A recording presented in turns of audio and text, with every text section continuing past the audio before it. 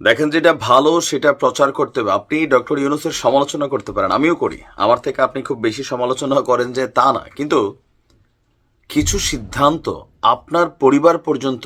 আসসালামু আলাইকুম প্রদর্শক শ্রোতা, ডক্টর ইউনূসের যুগান্তকারী পদক্ষেপ এবার জনগণের কলিজা ঠান্ডা করে দিলেন ডক্টর ইউনূস।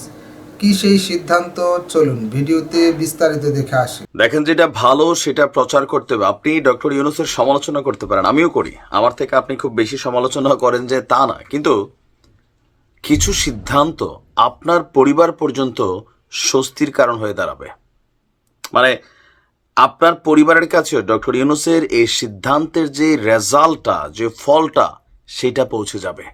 বাংলাদেশে প্রথমবারের মতন একটা ভিন্ন রকম উদ্যোগ, এবং আমি মনে করি যদি অব্যবস্থাপনা না থাকে তাহলে সারা বাংলাদেশের প্রান্তিক দরিদ্র যে জনগোষ্ঠী আছে তারা বিশাল উপকৃত হবে।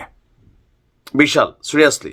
আমি চাই যারা এই বিষয়টা, ভালো কাজকে উৎসাহিত করা আমাদের কাজ, দায়িত্ব, ভিডিওটা শেয়ার করবেন। সারা দেশে প্রথমবারের মতন সরকারি ফার্মেসি চালু হচ্ছে। সরকারি ফার্মেসি বিষয়টা কি, সিস্টেমটা কি? আজকে আমাদের স্বাস্থ্য এবং পরিবার কল্যাণ মন্ত্রণালয়ের যিনি বিশেষ সহকারী আছেন অধ্যাপক সাইদুর রহমান, তিনি আপনার এই তথ্য দিয়েছেন যে সরকারের নির্দেশে দেশের গরিব মধ্যবিত্ত জনগোষ্ঠীর জন্য সারা বাংলাদেশের যেই সরকারি হাসপাতালগুলো আছে সেখানেই আপনার এই সরকারি ফার্মেসিগুলো চালু হবে।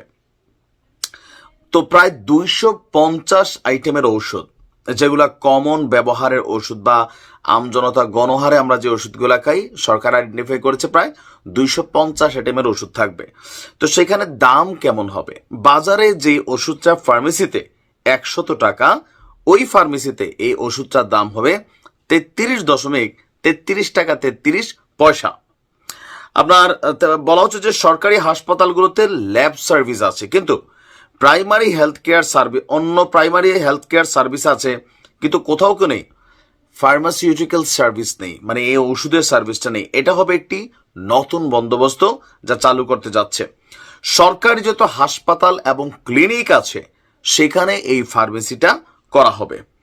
স্বাস্থ্য বিভাগের সূত্র বলছে সরকারি ফার্মেসির বড় চ্যালেঞ্জ হচ্ছে ঔষধ চুরি ঠেকানো, তাই পুরো ব্যবস্থাকে ডিজিটাল করা হবে।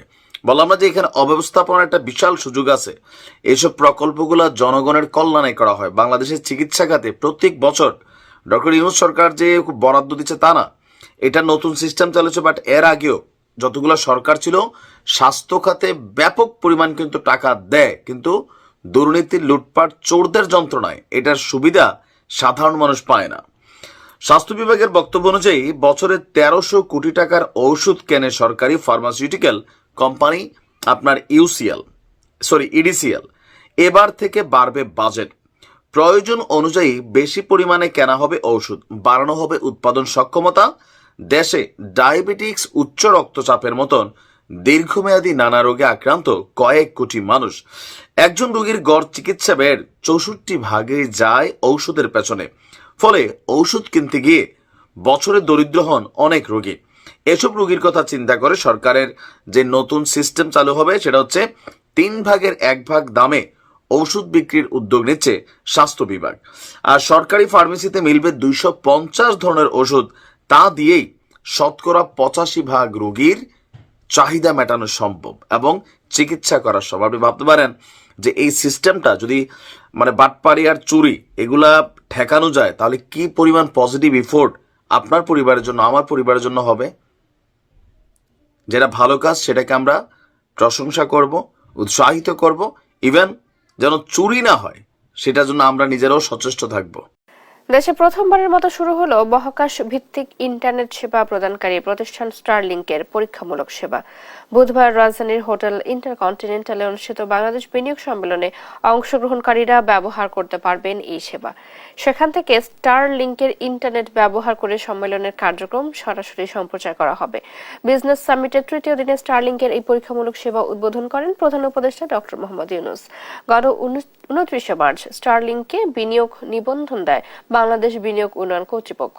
এর ফলে প্রতিষ্ঠানটি 90 কার্য দিবসের মধ্যে কার্যক্রম শুরু করতে পারবে। তবে বাণিজ্যিকভাবে ইন্টারনেট সেবা চালু করতে হলে বাংলাদেশ টেলিযোগাযোগ নিয়ন্ত্রণ কমিশনের কাছ থেকে NGSO লাইসেন্স নিতে হবে। ইতোমধ্যে লাইসেন্স সংক্রান্ত প্রক্রিয়ার অনুমোদন দেওয়া হয়েছে।